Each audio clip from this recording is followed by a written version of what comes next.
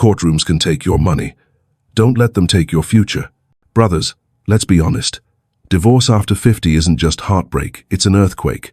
The financial cost, the legal battles, the emotional wreckage. For many men, the experience of divorce feels like a courtroom reached into their chest, ripped out their peace, and left them doubting if love is even real anymore. And here's what usually happens. After the divorce, many men shut down. They close the doors of their hearts. They convince themselves that trust is dead, that women can't be trusted, that relationships are nothing but traps. But here's the truth. While courtrooms may strip your finances, you cannot let them strip your future. The scars are real. The risks are real. But bitterness is not the only outcome. You can rebuild. You can recover. You can trust again without being naive.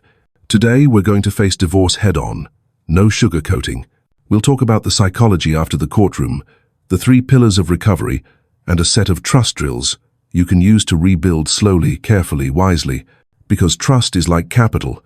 It's an investment, and if you protect it, grow it slowly, it can still generate peace, even after loss. So let's begin. The first thing men carry out of divorce court isn't just a legal decree, it's suspicion. One man wrote, "You don't know your wife until you divorce her." That's how deep the shock goes. For many divorced men, the courtroom becomes the place where love is stripped bare, where years of promises suddenly turn into legal documents, financial settlements, and custody schedules. The betrayal is not just personal, it feels institutional. It's not only that she changed, it's that the system, too, seemed eager to take her side. For men over 50, who spent decades building a home, a future, a marriage they thought would last, this experience isn't just painful, it's shattering. And what happens in the aftermath? Men withdraw. They stop trusting. They stop dating. Some even stop believing in love altogether. Psychologists call this post-divorce cynicism. It's the belief that because you've been betrayed once, you'll be betrayed again. On the surface, it feels protective. It tells you, never again. Never let anyone close enough to hurt you. But in reality, it's a prison. It locks the door on every possibility of connection, keeping you safe, but also keeping you isolated. Older men often mistake cynicism for wisdom. They say, "I've learned my lesson," when in truth what they've learned is to fear.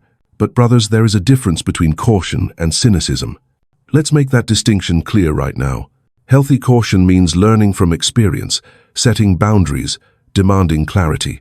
It means protecting your finances, guarding your peace, making sure that if you open your heart again, you do it with eyes wide open. Destructive cynicism means assuming everyone is a threat, refusing to trust anyone, shutting down emotionally. It means trading freedom for a cage of suspicion. One protects your solitude and allows you to heal. The other poisons your future and guarantees loneliness. This is the tightrope men over 50 must walk after divorce. Because yes, caution is wisdom, but bitterness is not. Cynicism might feel like liberation because you've finally sworn off pain, but in truth, it robs you of choice. It means the betrayal wins twice, once in court and once in your heart. Here's the hard truth, brothers. If you let cynicism harden, you don't just protect yourself from pain, you also block yourself from healing. You block yourself from the possibility of rebuilding trust, whether with a partner, with friends, or even with yourself. And that's why this stage is so important. The aftermath of divorce isn't just about legal paperwork or financial settlements. It's about the story you begin to tell yourself. Is the story that all women betray, all love fails, all marriage ends in loss? Or is the story that I survived, betrayal, I learned, and I will guard my dignity differently moving forward? Because one narrative leads to bitterness, the other leads to clarity. One leaves you bitter in solitude, mistaking it for safety. The other allows you to choose solitude as peace, not as punishment. So the real question is this: how do you stay cautious without becoming bitter?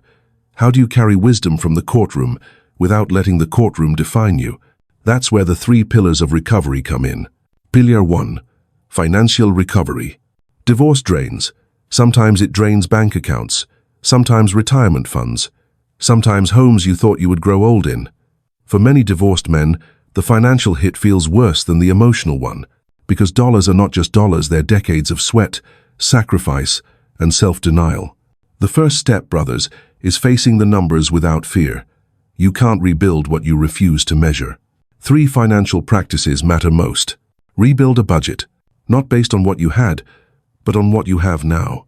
Many men over 50 make the mistake of clinging to the lifestyle they once had in marriage. They keep spending as if the old life still exists, but the reality is different. The sooner you face the new baseline, the sooner you regain control. Emergency fund. Aim for at least 6 to 12 months of expenses.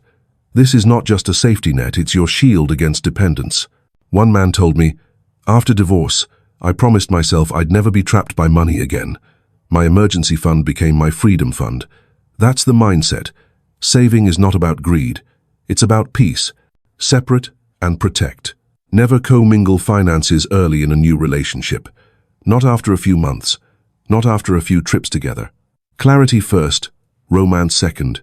Older men who ignore this often end up repeating the same mistakes, mistaking generosity for love, and watching their resources vanish in the process. Remember, financial stability isn't just about money, it's about confidence. When your finances are in order, you carry yourself differently. You stand taller. You make decisions out of strength, not desperation. And strength, brothers, is attractive. A man who knows his numbers is a man who cannot be easily manipulated. Pillar 2. Legal lifestyle. I'm not giving legal advice, but I am giving life advice. Live as if every agreement could end up in court, because if you've been through a divorce, you already know it can. This doesn't mean paranoia, it means clarity. Here are the guiding principles. Document agreements. Rent, bills, joint purchases, write it down. A simple email confirming who paid for what can save you years of regret later. Divorced men often say, "I trusted too much. I never asked for receipts, and when things fell apart, it cost me more than I imagined." Documentation is not suspicion, it's respect for yourself and for the relationship. Set household rules. If you live with someone, make financial expectations explicit. Who pays for groceries? Who covers utilities? What happens if one of you moves out? You don't need a lawyer for every detail, but you do need words on paper, because resentment grows in silence, and silence always becomes poison. Keep assets clean. What's yours is yours, until long-term trust is earned. That includes your house, your retirement account, your savings. Many older men lost their homes not during marriage but in cohabitation after divorce, when they blurred the line between romance and responsibility. Brothers, clarity is not the death of love, it's the guardrail that allows love to survive. Some men think this kills romance. They fear that talking about money and rules will push her away. But here's the truth. Clarity is romance. Because when both people know the rules, resentment doesn't grow in the shadows. A woman who truly values you will respect your boundaries.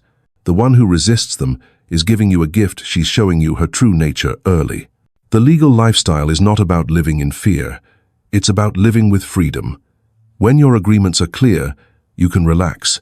You can enjoy companionship without the constant suspicion that your generosity might be used against you. That's peace, and peace, not paranoia, is the soil where love can breathe again. Pillar 3. Spiritual and emotional recovery. This is the pillar most men neglect, but it's the one that makes all the difference. Because here's the truth. Money can be rebuilt. Legal agreements can be written, but the emotional acid of bitterness, if you don't deal with it, it eats through every future connection. After divorce, bitterness feels natural. You gave decades. You sacrificed.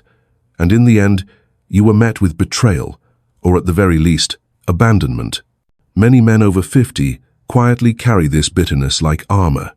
But armor, when worn too long, doesn't just block out enemies, it blocks out friends. It blocks out future love. 3 practices matter most for emotional recovery. Therapy or counseling. This is not a sign of weakness. It's a workshop for rebuilding strength. You spent years building muscles in the gym, skills in your career, discipline in your finances. Why would you not train your emotions the same way? One older man said, "Therapy didn't just heal me, it gave me language for what I'd been carrying my whole life." Men's groups. Brotherhood matters. Solitude can be healing, but isolation breeds paranoia. There's a difference between chosen solitude and enforced loneliness. In brotherhood, you find perspective. You realize you're not the only one who lost half his savings, who sleeps on a smaller bed in a smaller apartment, who feels both liberated and lost. And in that realization, you regain strength. Personal discipline, exercise, sleep, spiritual practice. Divorce often wrecks your structure. You go from a life of routine family dinners, schedules, responsibilities, to emptiness. And emptiness can swallow you whole. Discipline is how you rebuild. Go to the gym, attend church, meditate, journal. Structure is what turns chaos into clarity. One man wrote, "Gym, church, journaling. Those three things saved me after my divorce. It wasn't about becoming perfect. It was about becoming stable. Stability is what keeps you from being tossed around by every emotion, every temptation, every memory of betrayal." Spiritual recovery doesn't have to mean religion, but it does have to mean alignment. For some, it's faith. For others, it's meditation. For others still, it's simply the act of walking in nature, reconnecting with the silence that doesn't accuse you. Whatever the practice, the point is the same. Rebuild your inner compass. Because without it, you'll keep wandering from pain to distraction, never finding peace. Together, these three pillars, financial, legal, spiritual, create a foundation. Without them, trust is impossible. With them, trust becomes possible again. Financial recovery gives you stability. Legal lifestyle gives you clarity. Spiritual and emotional recovery give you freedom. And with stability, clarity, and freedom, a man no longer approaches relationships from desperation. He approaches them from dignity. Brothers, men over 50 have two choices after divorce. They can let betrayal harden them into bitterness, or they can let it shape them into wisdom. The three pillars are how you choose wisdom. They are how you turn solitude into peace, not loneliness. Because in the end, the court may have taken your house, your savings, even years of your life. But it cannot take your ability to rebuild. It cannot take your ability to love again, this time with boundaries, this time with clarity, this time with respect for yourself first. Now let's talk about rebuilding trust in relationships. Trust is not a switch. You don't flip it on after a few nice dates. Trust is a ladder, and you climb it one step at a time. Too many divorced men, especially men over 50, who feel the weight of betrayal, either refuse to climb at all or they jump to the top too quickly, only to fall. Both are dangerous. The only safe path is step by step. That's where trust drills come in. Think of them as small exercises. Just as a man returning to the gym after years off starts with light weights, you rebuild trust with light tests. Each drill reveals character. Each drill protects your peace.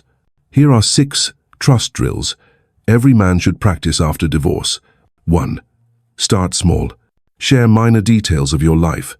Tell her about your schedule, your hobbies, something harmless. Then observe. Does she respect your words, or does she turn them into gossip? If she can't handle small truths with care, she's not ready for deeper ones. Love without respect for privacy is not love, it's leverage. 2. Test reliability. Make small plans, a coffee date, a walk in the park. Notice if she keeps her word. Reliability is the seed of trust. If she cancels carelessly, makes excuses, or treats your time as disposable, don't ignore it. Older men often say, if she's careless with the small, she'll be careless with the big. Reliability is not about perfection, it's about respect. 3. Observe reciprocity. Do her actions match yours? If you call, does she call? If you invest time, does she invest too? Or is it always one-sided? Relationships die not from lack of giving, but from imbalance. Many men, over 50, who carry scars from marriage, learned this the hard way. They gave, until nothing was left. Real trust requires reciprocity. Without it, you don't have partnership, you have performance. 4. Set a boundary. Politely say no. Refuse a request.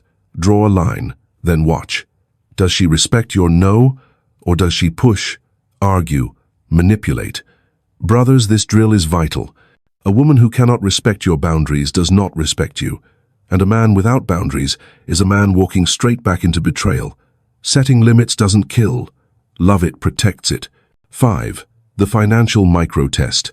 This is where many older men hesitate, but it's necessary. Go out, but let her cover something small. A coffee, a ticket, a meal. Watch carefully. Is she willing, or is she offended? If she recoils at the thought of contributing anything, that's a red flag. Divorced men often tell me, I didn't mind being generous. I minded being treated like an ATM.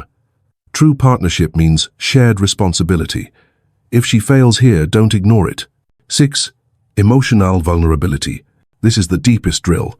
Share a small piece of pain, a struggle at work, a disappointment from the past. Then watch. Does she hold it gently, like something sacred? Or does she dismiss it, change the subject, or later use it against you? Brothers, this is where many learn the truth. A woman who cannot honor your vulnerability cannot be trusted with your future. Each step is a checkpoint. If she passes, climb further. If she fails once, note it. If she fails repeatedly, stop climbing. Because repeated failure is not an accident, it's a pattern. This is not paranoia, it's prudence. It's not about assuming the worst, it's about giving opportunities to show the best. Trust must be earned gradually. And when you build it step by step, you protect yourself while staying open to possibility. For men over 50, the temptation after divorce is either to shut down completely, living in solitude, mistaking loneliness for safety, or to rush too quickly into love, desperate to replace what was lost. Both paths end in pain. The trust drills are the middle way. They let you stay open without being naive. They let you pursue connection without sacrificing your freedom. Remember this, betrayal may have taken your marriage, but it doesn't have to take your ability to trust. Use the drills. Build slowly. And one day, you may find yourself standing on solid ground again, not because you trusted blindly, but because you trusted wisely. So, brothers, let's return to the question, what do you carry out of divorce court? Yes, the papers. Yes, the bills. Yes, the memories of betrayal. But beneath all that you carry a choice about the story you will tell yourself moving forward. Will you tell the story that every woman is untrustworthy, that every relationship is doomed, that every promise is a trap? That path feels safe for a while. But in truth, it's just a longer road to bitterness. It's a prison you build with your own hands. Or will you tell the story that, even though marriage failed, even though love broke your heart, you are still capable of rebuilding, that peace is still possible, that solitude is not loneliness when it's chosen with dignity, that liberation is not about avoiding people forever, it's about walking into connection with clarity, with strength, and with respect for yourself. That's what these pillars and these drills are all about. They don't guarantee that you'll never be hurt again. Nothing can promise that. But they do guarantee that you'll never walk blindly into betrayal again. They give you the tools to date after 50 with wisdom, not desperation. They allow you to live with freedom, not fear. Brothers, many divorced men think they've lost everything. The house, the retirement fund, the years they can't get back. But here's the truth. What you haven't lost is more important. You haven't lost your ability to rebuild. You haven't lost your dignity. You haven't lost your right to set boundaries, to demand respect, to choose peace over chaos. And if you choose to love again, let it be on your terms, not the terms of a court, not the terms of someone who used you, but your terms, the terms of a man who has walked through betrayal, learned from it, and risen stronger. So let me ask you this. What story are you telling yourself tonight? Are you writing a story of fear or a story of freedom? Are you closing the book because you're bitter, or are you turning the page because you're wiser? Share your story in the comments, because when men over 50 speak truth, they don't just heal themselves, they give younger men a map, a way to avoid the traps, a way to protect their peace, a way to live with clarity, not confusion. Divorce may have taken much, brothers, but it didn't take your future. That's still yours to write. One choice, one boundary, one act of courage at a time.